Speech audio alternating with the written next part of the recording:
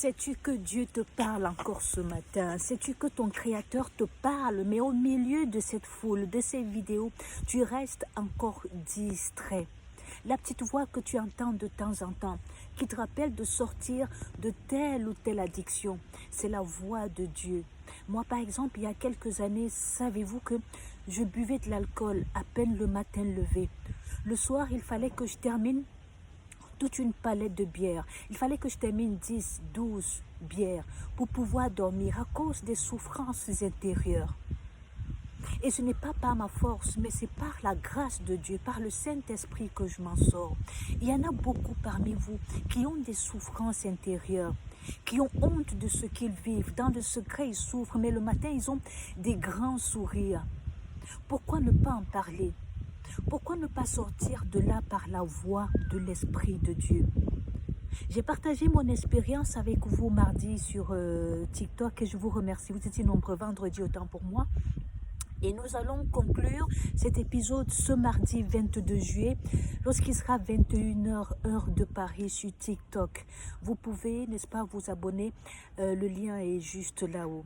Car l'alcoolisme fait partie de ces choses qui nous empêchent de nourrir notre esprit, d'avancer, d'avoir une intimité avec le Saint-Esprit.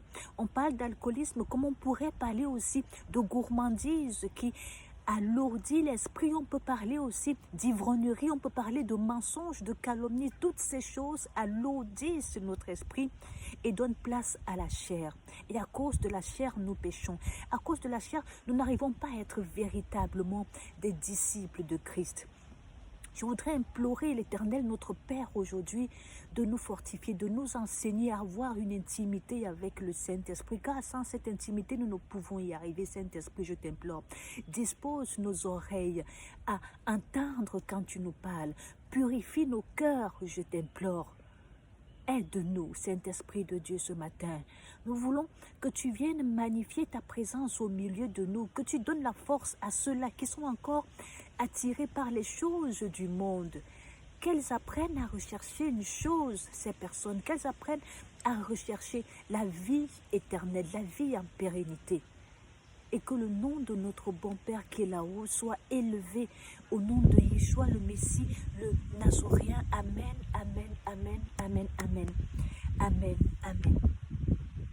Si je partage ces expériences passées, c'est afin que ceux-là qui sont encore dans le monde sachent que Dieu les aime, que Dieu est amour, que Dieu ne vous jugera pas selon votre passé lorsque vous revenez à lui avec un cœur pur. Dans la Bible également, beaucoup d'expériences passées ont été, n'est-ce pas, partagées, notamment celle de Saül qu'on a toujours présenté comme étant persécuteur. On parlera de David, de ses défauts. Aucun homme n'est saint, pour vous rappeler l'amour de Dieu lorsqu'il pose, n'est-ce pas, son regard sur vous. Alléluia. Pour aujourd'hui, je voudrais partager avec vous le livre de Luc au chapitre 14. Et c'est une question que beaucoup me posent souvent à partir du verset 25. Comment être disciple de Jésus-Christ? Il y a une voix maligne qui vous dira, vous ne pouvez pas. Il y a des voisins, des gens qui viendront se moquer de vous, disant que toi, mais de quoi tu parles? Tu es d'une église réveillée. Ne regardez pas au monde. Regardez à cet objectif-là que Jésus a pour chacun d'entre nous, la vie éternelle. Ne soyez pas de ceux-là qui veulent brûler, qui ont déjà choisi le chemin du feu éternel. Il aura dit ceci à ses disciples, alors qu'il était suivi par une foule. C'est ainsi que le texte de Luc 14, à partir du verset 25, commence. On dit qu'il est suivi par une foule et il se retourne.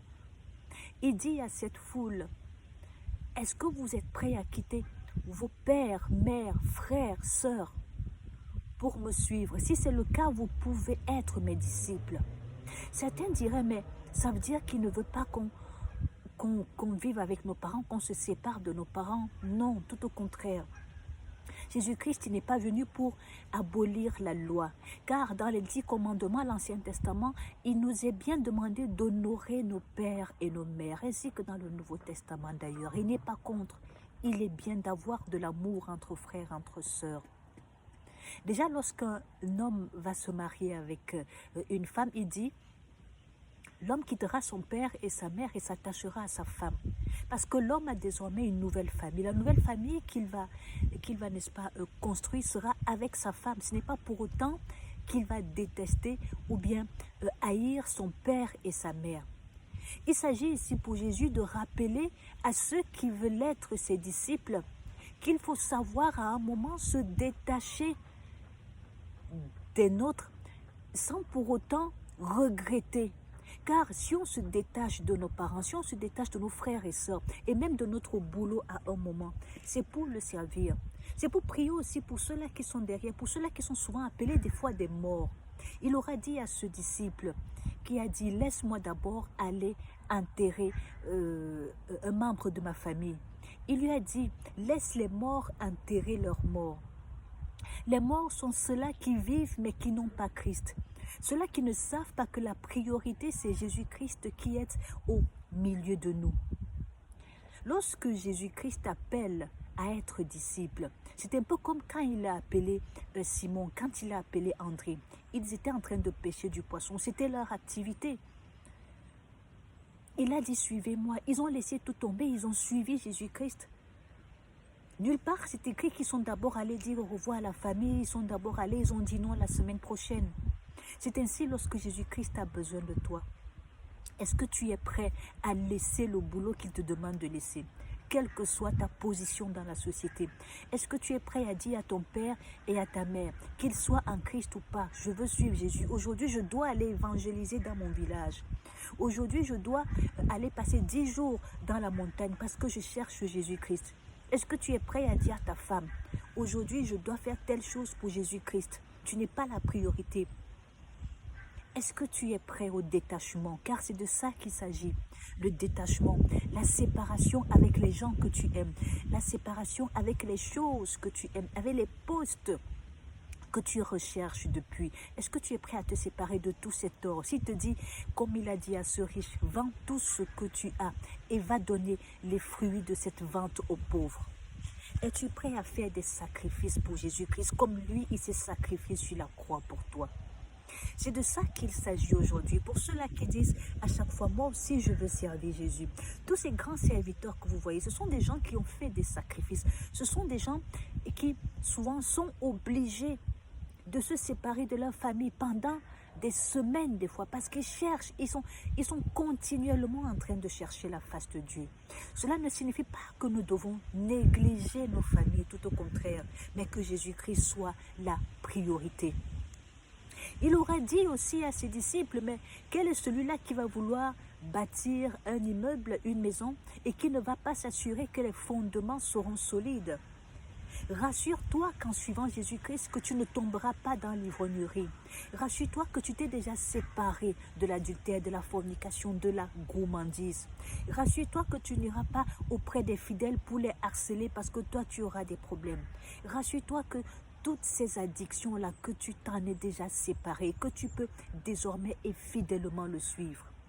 Car suivre Jésus-Christ, c'est accepter ne plus retomber dans les excès de table, dans l'alcool, dans ces choses qui nous empêchaient de nourrir notre esprit.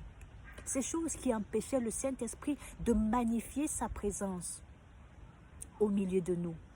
Es-tu prêt à être disciple de Jésus-Christ? Demande au Saint-Esprit de te donner la force si tu n'y arrives pas. Et il t'aidera parce que le Saint-Esprit, c'est notre ami. Il est là, il est disposé, il a été laissé pour nous. Il est en nous. Tu n'iras pas le chercher chez le voisin, il est déjà là. Il est même en l'homme de Dieu que tu apprécies. Toi aussi, tu peux magnifier, n'est-ce pas, la présence du Saint-Esprit. Tout simplement en lui demandant de te donner la force de te séparer de ces addictions. N'oubliez pas le rendez-vous de ce mardi 22 juillet. Ce sera à 21h heure de Paris sur TikTok. Nous allons conclure cet enseignement sur l'alcoolisme et puis nous allons ouvrir une autre page, bien évidemment. Soyez fortifiés et que l'Esprit de Dieu vienne se mouvoir en vous davantage. Allez, shalom, shalom, shalom.